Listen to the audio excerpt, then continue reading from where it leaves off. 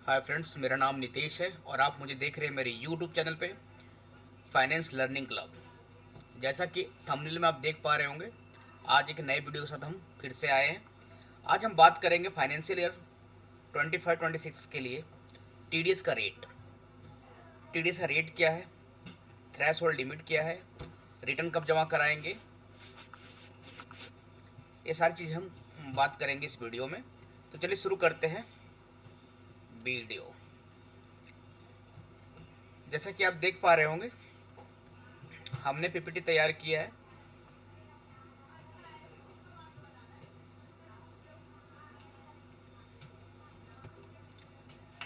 TDS का rate financial year के लिए क्या होगा,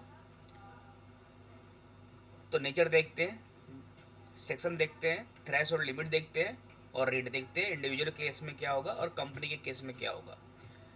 तो जैसा कि आप देख रहे हैं, पहला सेशन है हमारा 194 डिविडेंड। डिविडेंड के लिए थ्रेश होल्ड लिमिट जो है वो 10,000 रुपये का है और कंपनी के केस में 10% का टीडीएस कटेगा और इंडिविजुअल के केस में भी 10% का टीडीएस कटेगा।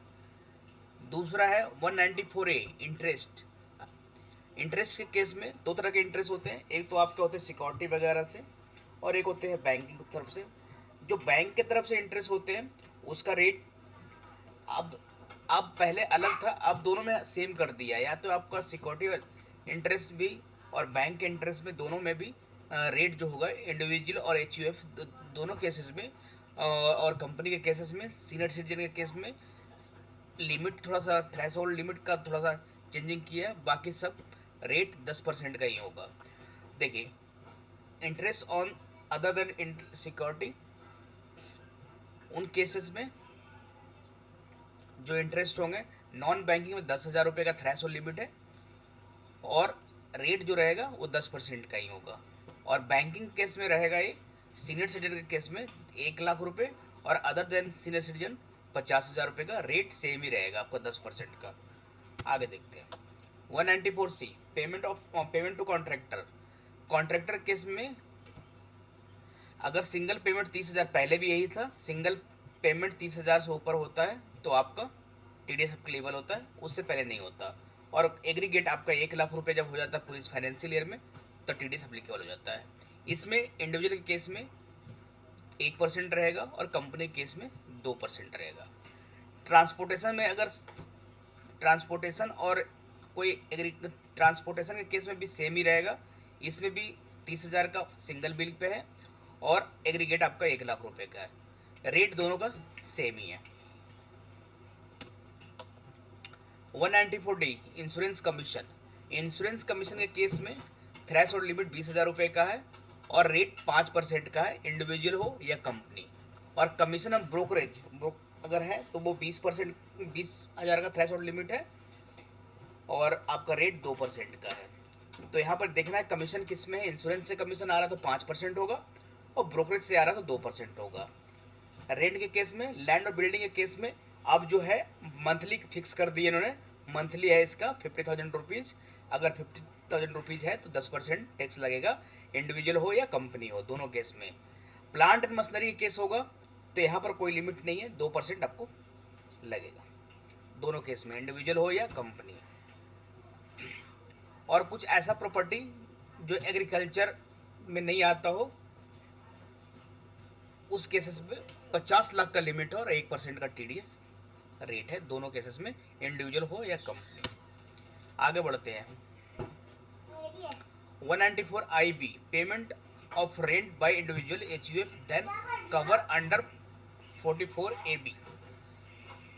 ये आपने देखा 50,000 का पर मंथ का लिमिट है और इसमें 2% टीडीएस रहेगा, इंडिविजुअल हो या company. Payment of consideration of land owner under the development agreement. कोई एग्रीमेंट अगर नहीं है तो इसमें एग्रीमेंट बना हुआ है तो उसमें कोई थ्रेशोल्ड लिमिट नहीं है और 10% का टीडीएस रहेगा दोनों केसेस में, इंडिविजुअल हो या कंपनी। आगे बढ़ते हैं प्रोफेशनल फ़ी 194J। प्रोफेशनल फीस में जो पेमेंट ऑफ डायरेक्टर है इसमें कोई लिमिट नहीं है, कोई थ्रेशोल्ड लिमिट नहीं है, जितना भी होगा 10% आपको काटना ही काटना है, इंडिविजुअल हो या company. Payment of call centre, अगर कॉल सेंटर का कोई पेमेंट है तो इसमें आपको 50,000 का थ्रेशोल्ड लिमिट दिया गया है और 2% का टीडीएस है दोनों केसेस में। पेमेंट ऑफ टेक्निकल सर्विसेज में भी 50,000 का थ्रेशोल्ड लिमिट दिया गया है और 2% का TDS रखा गया है। पेमेंट टू अदर 50,000 रुपये का थ्रेशोल्ड लिमिट है और 10% का TDS रखा गया है।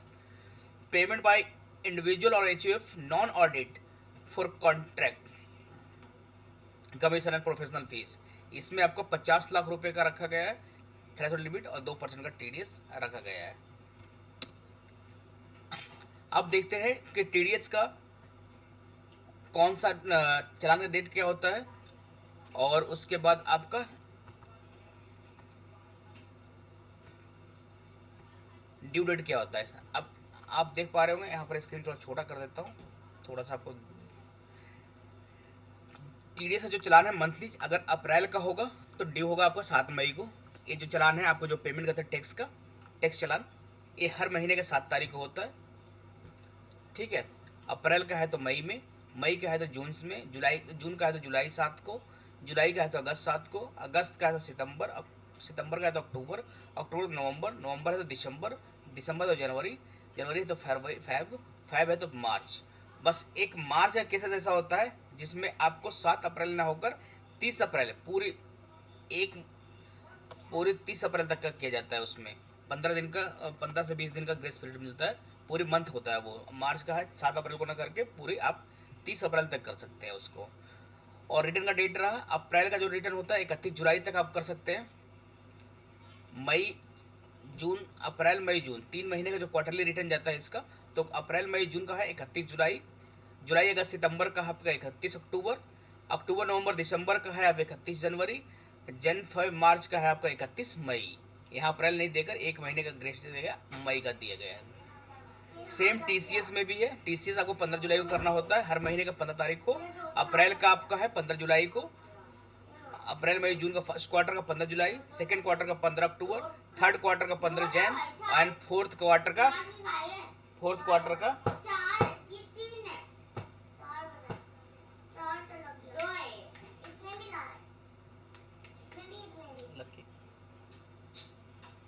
लकी चुप रहो, पापा मेरा हाथ दब गया डोर से, चलो चुप, हाथ दब गया मेरा। हाँ ठीक है, सॉरी। हाँ तो आप क्वार्टरली आप TDS का जो चालान है हर महीने के 7 तारीख को जमा करेंगे, सिर्फ मार्च का छोड़ देंगे, मार्च का 30 अप्रैल को करेंगे। और क्वार्टरली रिटर्न जो है TDS का एक हर क्वार्टर का एक अगले महीने के 31 तारीख को करेंगे। जैसे अप्रैल मई जून का है तो आपका जुलाई का 31 तारीख होगा, जुलाई अगस्त सितंबर का है तो 31 अक्टूबर होगा, दिसंबर तक का है तो जैन होगा, और मार्च तक का है तो मई होगा। 1 महीने का ग्रेस मार्च के महीने में दिया जाएगा, क्योंकि क्लोजिंग होता है तो थोड़ा सा टाइम दे देते हैं वो। और TCS का हर महीने का 15 तारीख को होगा। और सर्टिफिकेट वगैरह भी आप इस हिसाब से देख सकते हैं। अगर आपने जुलाई में अपने 31 जुलाई को आपने अगर फाइल कर दिया जो है तो 15 अगस्त तक आपको TDS का सर्टिफिकेट और 30 जुलाई तक आप TCS का दे सकते हैं। वो सेम हर महीने का होगा, 30 और 15 हर महीने के होंगे। इस तरह से TDS का रेट और ड्यू डेट और इसका दिया जाएगा, ठीक है ना। इस हिसाब से आप इसको देख लीजिएगा। आप कहें तो मैं इसको PDF ना बनाकर आपको सबमिट कर दूंगा, अदरवाइज नेट पे अवेलेबल होते हैं, कहीं से उठा लीजिए और उसे पढ़ सकते हैं। चलिए फिर मिलते हैं कोई नई वीडियो के साथ, तब तक के लिए धन्यवाद।